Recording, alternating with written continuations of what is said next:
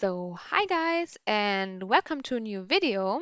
In today's video, we have to use the binomial formulas and simplify this term, which is given here, if possible. Okay, so first of all, what were the binomial formulas? Here's a little hint. Here you can see the binomial formulas. First line, the first binomial formula, second line, the second binomial formula, and third line, the third binomial formula. And we should now use these formulas or one of them to put this expression here into another representation. So let's have a look at the formula more precisely. As we should use at least one of them, I propose looking for patterns that we see here in our given expression that can be found in the binomial formulas. So, well, do we have something like this, a plus b and everything squared? It doesn't look like this. Then same for this and same for this. We don't have a product, we don't have a minus b squared. Like it does not really look like this. We could probably force here some parts to be represented like this, but this is not the goal of the exercise. Then let's continue here. Do we have something like this? It also doesn't seem so. We have here something that is squared, but we have added here something that is squared, not subtracted. And as well, we would have this part here. So no, it doesn't also look like this part here. Then let's have a look at those two parts. They kind of look pretty much the same as here.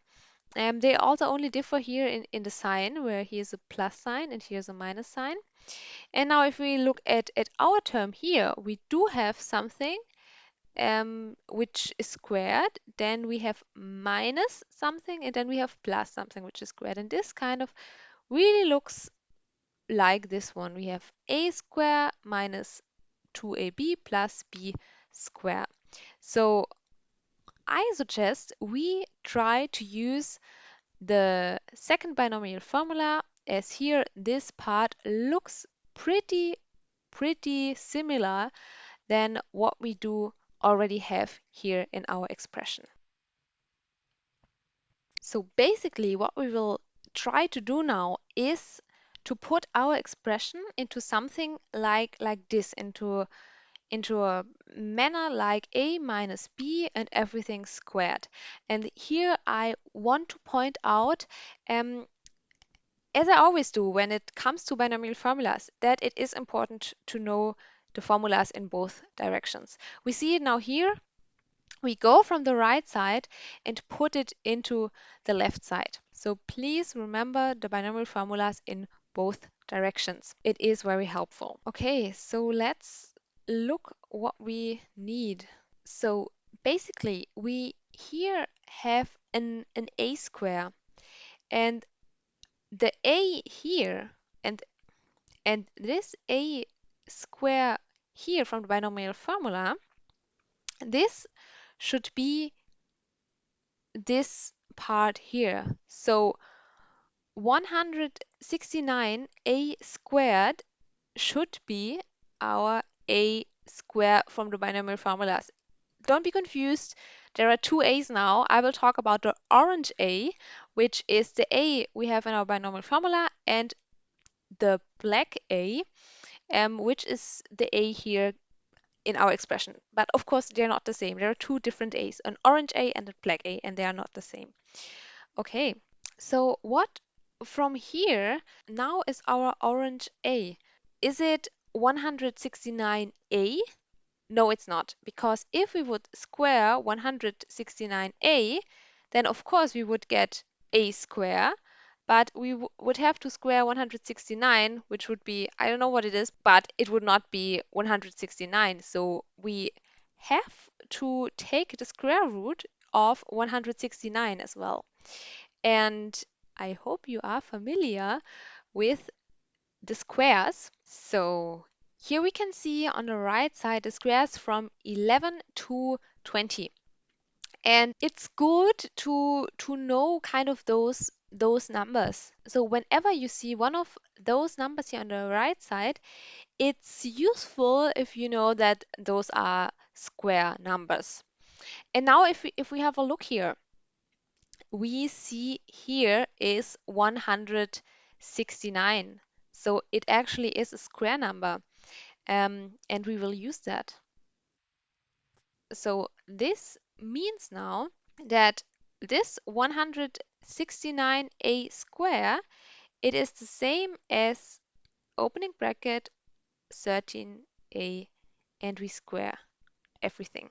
Then let's continue with this part here with the b square. So this should be this part, and I will mark that as well. We will now have a pink b, which is the b from our binomial formula. This should be b, a pink b square.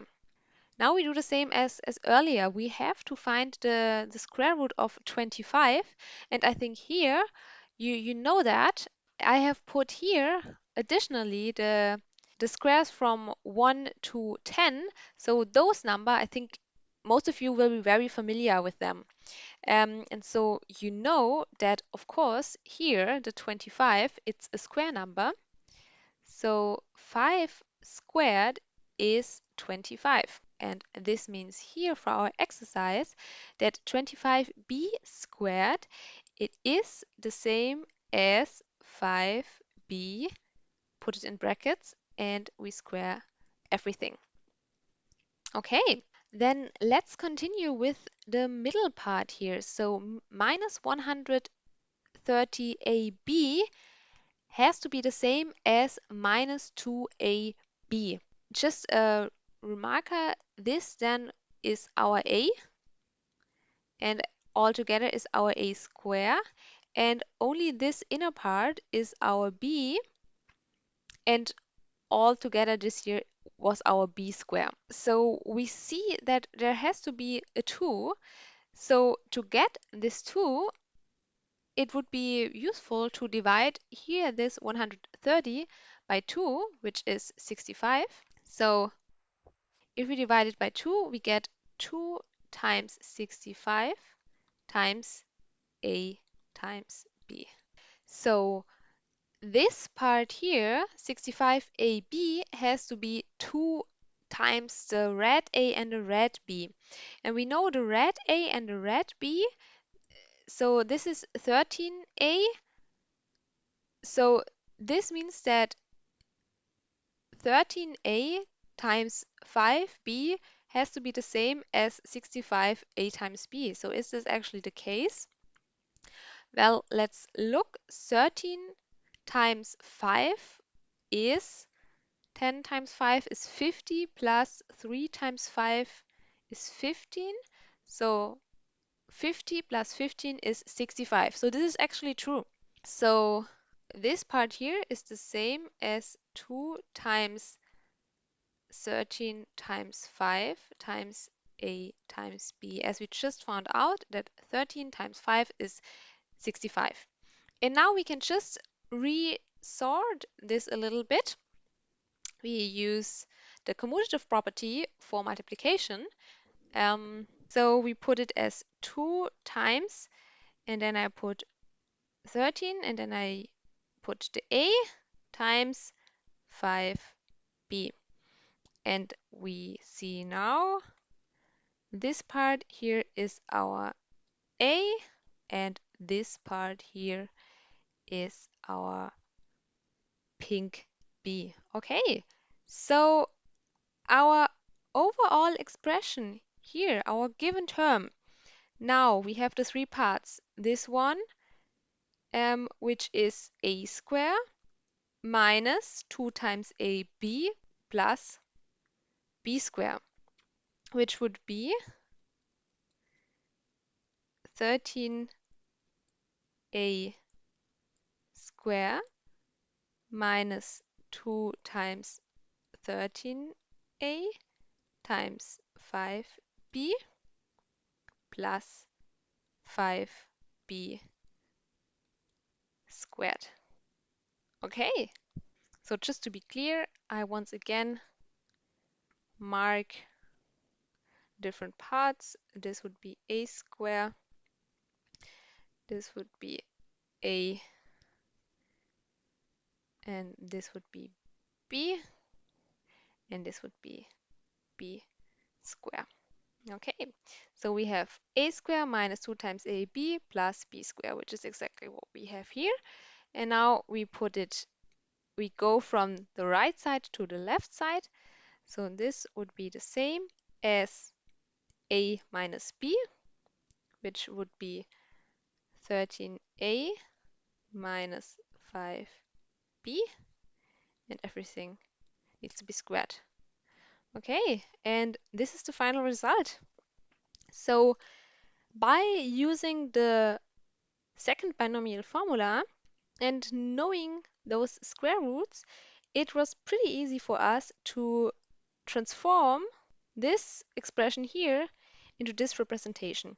Okay, so I hope that now you are able to convert such expressions into such a quadratic form by using the binomial formulas.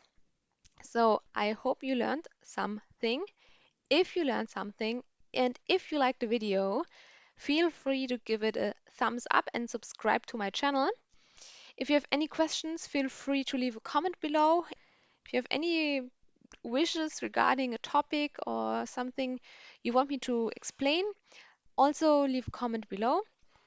And as always, have a look in the description if you want, because there you can find the notes from the video.